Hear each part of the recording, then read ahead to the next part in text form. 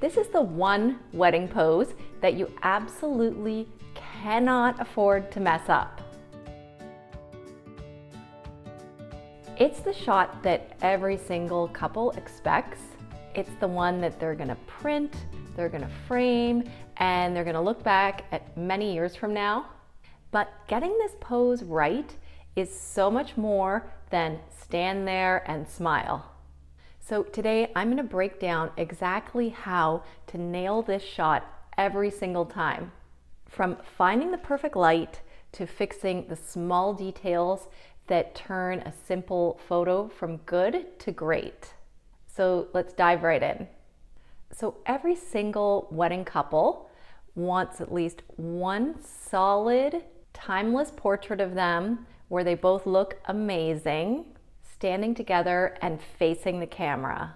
Even if couples say that they love candid photos, this photo is the one that is going into the album and maybe even onto their wall. And because this one photo is so important, I make sure that every single detail is perfect before I click that shutter. So the first step when I'm looking for a location for this portrait is to look for the best lighting.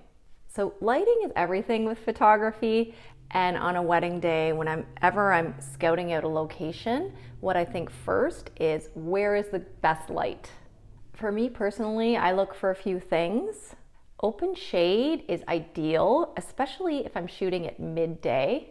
If I have to work with direct sun, I will make sure that the sunlight is behind them so that I have a nice even exposure on the front of their bodies. And golden hour, well, that's every photographer's dream.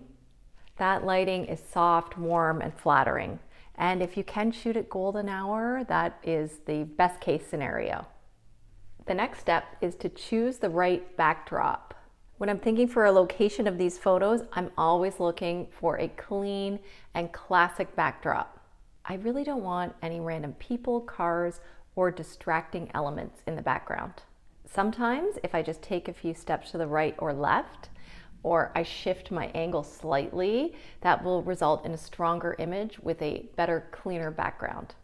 All right, once I found the best location and lighting for this portrait, then I will work on positioning the couple in a flattering way. So I ask the couple to stand side by side, making a V with their bodies.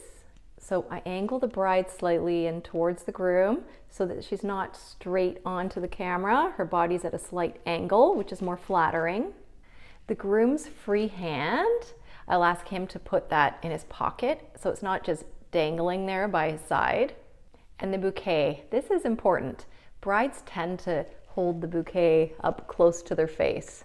If they hold it up too high, it'll cover up some of the nice part of the top of the dress. So I always remind them to hold their bouquet with both hands around belly button level. That way you can see the top of their dress.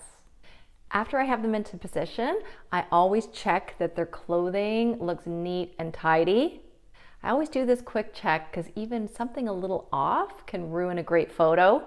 So something to look out for is check the groom's pockets. Does he have his wallet or keys or phone in his pockets? Often grooms will put all their belongings in their pockets and they'll be bulging, and that really doesn't look great in photos. So make sure you ask the groom to empty all his pockets before taking the photo.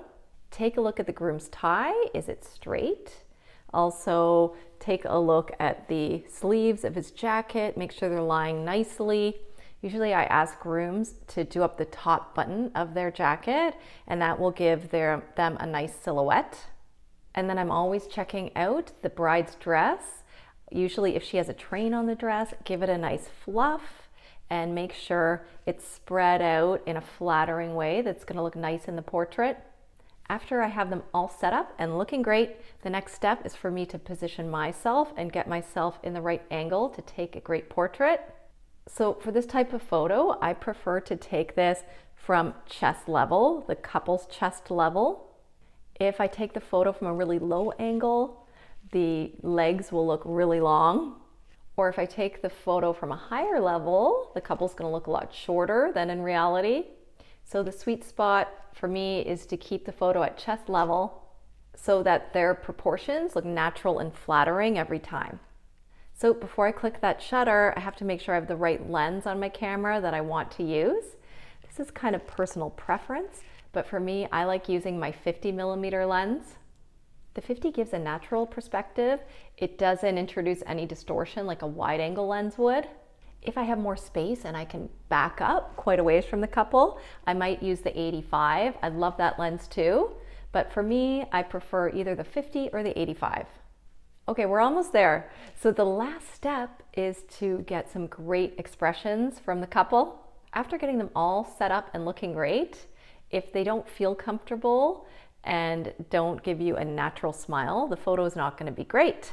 So a little trick that I have to get them a little more relaxed is I ask them both to take a deep breath, take one final look at each other, give each other a little smile, and then look back at the camera.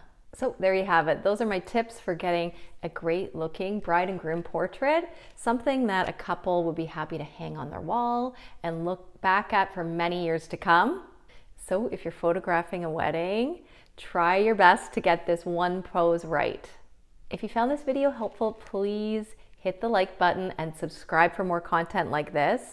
And also please let me know in the comments, what is your biggest challenge when it comes to posing couples? I would love to know. I'll see you next time. Bye.